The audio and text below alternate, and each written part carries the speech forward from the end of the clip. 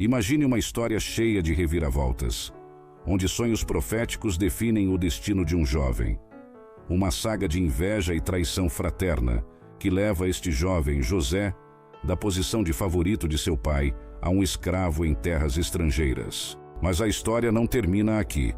Enfrentando adversidades inimagináveis, incluindo acusações falsas que o levam à prisão, José encontra seu verdadeiro propósito de maneira extraordinária. Sua habilidade única de interpretar sonhos o eleva da obscuridade à posição de governador do Egito. Mas o que torna esta história verdadeiramente memorável é o emocionante reencontro de José com a família que o havia rejeitado, marcando uma jornada incrível de perdão e reconciliação. Cada etapa dessa jornada, desde os sonhos proféticos na casa de seu pai, até a traição de seus irmãos, a injustiça na casa de Potifar, sua ascensão ao poder e, finalmente, a emocionante reunificação com sua família no Egito, é um testemunho do espírito humano e da providência divina. José era um jovem da família de Jacó, situada em Canaã, uma região marcada por comunidades agrícolas e nômades. Sua vida se desenrolava em um contexto de tradições, relações familiares complexas e uma sociedade patriarcal. A posição de José, como um dos filhos mais novos, trazia privilégios e desafios. Canaã, rica em recursos naturais e rotas comerciais, era um centro de encontros culturais e conflitos. A família de José, parte de uma linhagem histórica, estava inserida em uma narrativa maior que influenciaria gerações futuras. Desde jovem, José possuía um dom singular, a capacidade de receber mensagens divinas através de sonhos. Esses sonhos não eram meras imaginações noturnas, mas visões carregadas de significado e premonições sobre o futuro. O primeiro desses sonhos proféticos mostrou que José se destacaria acima de seus irmãos, representado por feixes de trigo que se curvavam diante do dele. Esta imagem era uma metáfora para o futuro, onde José se tornaria uma figura de autoridade e liderança, com seus irmãos dependendo dele e reconhecendo sua posição elevada. O ato de se inclinar é tradicionalmente interpretado como um gesto de respeito ou reconhecimento de superioridade. Portanto, o sonho antecipava este momento futuro. Em outra visão, o sol, a lua e 11 estrelas se curvavam a ele, indicando que não só seus irmãos, mas também seus pais, reconheceriam sua posição elevada. Essas revelações plantaram as sementes de tensões familiares, pois seus irmãos não conseguiam aceitar a ideia de se submeterem ao caçula. Eles tramaram contra José, aproveitando-se de um momento em que Jacó enviou José de Hebrom a Dotã para verificar o bem-estar deles e dos rebanhos. Vendo a ausência do pai como uma oportunidade, os irmãos capturaram José e o jogaram em um poço vazio em Dotã, longe do olhar protetor de Jacó. A situação escalou quando, ao avistarem mercadores ismaelitas, decidiram vender José como escravo, direcionando-o para um destino incerto no Egito. José foi vendido por 20 peças de prata aos mercadores ismaelitas. Jacó ficou sabendo da perda de seu filho quando os irmãos de José retornaram com a túnica colorida de José, manchada de sangue de um animal que eles haviam matado. Eles disseram a Jacó que encontraram a túnica assim, insinuando sem dizer diretamente que um animal selvagem poderia ter devorado José, o que foi suficiente para convencer Jacó da morte de seu filho querido. Esse ato de traição afastou José de sua terra natal e do seio familiar. Após ser vendido aos mercadores no deserto em Dotã, José foi levado ao Egito para então ser revendido lá. Eles viajaram uma distância entre 400 e 500 quilômetros até chegar à cidade de Mênfis, que era a capital administrativa do Egito na época. Esta cidade era próxima ao palácio do faraó e foi lá que José foi adquirido por Potifar, que era capitão da guarda do faraó, uma posição de destaque no governo egípcio. Inicialmente, Potifar observou o desempenho de José em tarefas menores, percebendo sua habilidade excepcional em administrar e sua ética de trabalho.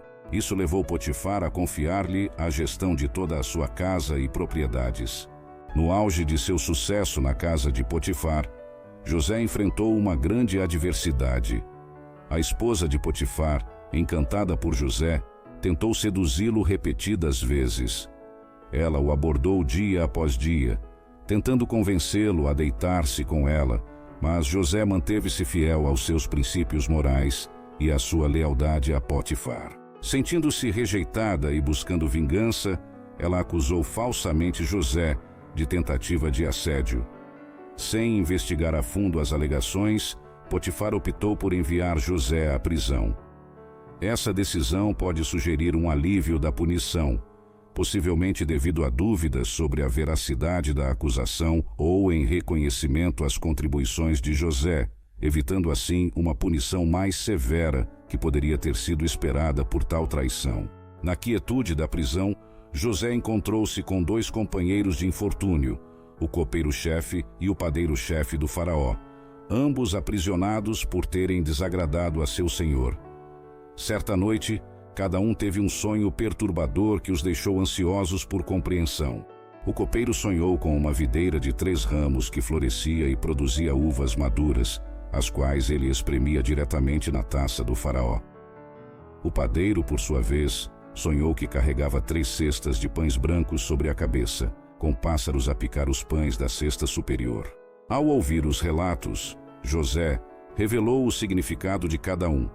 Para o copeiro, anunciou que o sonho prenunciava sua restauração ao posto real dentro de 3 dias, onde voltaria a servir o faraó.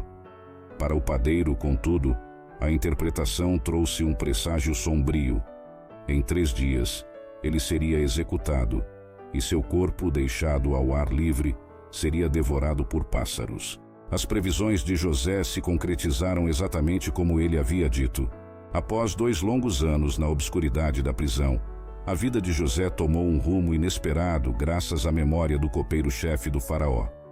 Quando o faraó se viu atormentado por sonhos enigmáticos que ninguém em sua corte conseguia interpretar, o copeiro lembrou-se da precisão com que José havia interpretado seus próprios sonhos e os do padeiro-chefe. Movido pela possibilidade de encontrar respostas, o faraó mandou chamar José imediatamente à sua presença.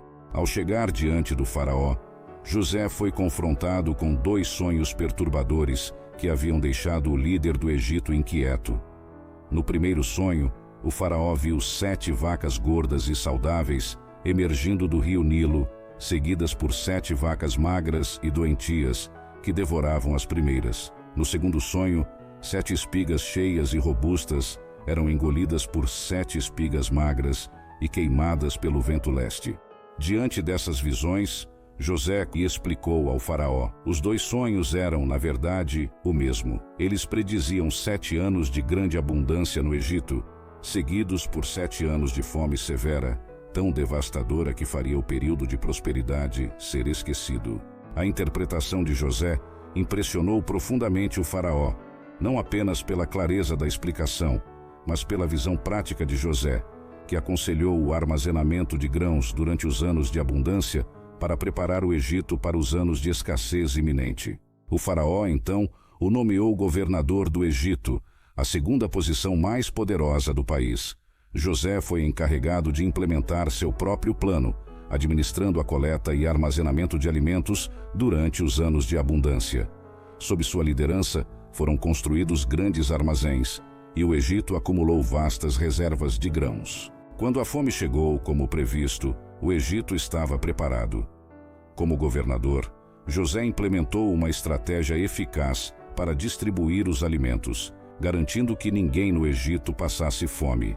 Ele abriu os armazéns e vendeu grãos ao povo, estendendo essa ajuda até mesmo aos que vinham de terras distantes em busca de alimento. Durante a fome severa que se espalhava por terras distantes, afetando Canaã, os irmãos de José partiram em busca de grãos no Egito. Eles chegaram perante um homem de grande autoridade, responsável pela venda de grãos, sem imaginar que era José, seu irmão, a quem não viam há anos. José os reconheceu imediatamente, mas manteve sua identidade egípcia oculta, comunicando-se através de um intérprete, pois falava em egípcio, enquanto seus irmãos se expressavam em hebraico. Durante a interação inicial, os irmãos não reconheceram José. Ele decidiu testá-los, acusando-os de serem espiões, uma acusação dura que refletia não apenas as tensões da época, mas também uma oportunidade para José avaliar as mudanças no caráter de seus irmãos. Como parte desse teste, José exigiu que trouxessem Benjamim, o irmão mais novo e único irmão de sangue total de José, alegando que seria a prova de sua sinceridade. José tinha um vínculo especial com Benjamim, ambos filhos de Raquel, que havia morrido no nascimento de Benjamim. A exigência de sua presença era, portanto, carregada de significado pessoal para José. Em um gesto de cuidado oculto por seus irmãos, José interferiu anonimamente para beneficiá-los. Após sua acusação de espionagem e a detenção de Simeão como garantia do retorno dos outros com Benjamim, José ordenou secretamente que o dinheiro usado para a compra dos grãos fosse devolvido em seus sacos. Quando os irmãos retornaram a Canaã, trouxeram consigo não apenas os grãos necessários para sustentar suas famílias durante a fome, mas também notícias perturbadoras e um mistério. Eles relataram a Jacó sobre o encontro com o homem no Egito, que os havia acusado de serem espiões e exigido a presença de Benjamim como prova de sua honestidade. Além disso, revelaram a detenção de Simeão, que ficara como garantia de seu retorno. Para aumentar a perplexidade, descobriram que o dinheiro usado para a compra dos grãos estava misteriosamente de volta em seus sacos. Isto os deixou confusos e temerosos, questionando as intenções por trás desse ato. A reação de Jacó foi marcada por uma angústia profunda. A ideia de enviar Benjamim, o filho restante de sua amada Raquel, ao Egito era insuportável, temendo que o destino que se abateu sobre José anos atrás pudesse também recair sobre Benjamim. A perspectiva de perder outro filho levou Jacó a recusar inicialmente o pedido, envolvido em uma luta interna entre a necessidade de salvar Simeão e proteger Benjamim. Quando finalmente Benjamim foi levado ao Egito e se apresentou perante o mesmo homem que os acusara, a reação de José foi de uma emoção avassaladora. Ao ver Benjamim, seu irmão mais novo e o último vínculo direto com sua mãe Raquel, José foi tomado por uma comoção tão intensa que não pôde mais esconder sua verdadeira identidade. Com um pedido para que seus servos se retirassem, José ficou a sós com seus irmãos. Então, com uma emoção transbordante, revelou-se a eles: "Eu sou José." Sua voz, carregada de lágrimas, ecoou tão alto que até os egípcios e os membros da casa do faraó puderam ouvir. Após a revelação, José compartilhou a notícia com o faraó, contando-lhe sobre sua família em Canaã, afligida pela fome. O faraó, movido pela história e pelo respeito que tinha por José, prontamente ofereceu as melhores terras do Egito para acolher sua família. Instruções foram dadas para que José preparasse tudo necessário para o sustento e conforto de seus parentes durante os anos de escassez restantes. Os irmãos retornaram a Canaã com a missão de trazer Jacó e o restante da família ao Egito. A notícia de que José estava vivo e prosperando como governador no Egito atingiu Jacó como uma onda de incredulidade, seguida por uma imensa alegria. A visão das caravanas enviadas por José para transportar sua família foi o sinal definitivo de que a revelação era verdadeira, revivendo o espírito de Jacó, que se preparou então para o reencontro com o filho que acreditava estar morto. O reencontro de José com Jacó no Egito foi um momento de profunda emoção. Quando Jacó finalmente chegou, a alegria e as lágrimas compartilhadas entre pai e filho tocaram todos que presenciaram. Era um testemunho do poder da reconciliação e do amor inabalável, marcando o início de um novo capítulo para a família no refúgio oferecido pelo Egito.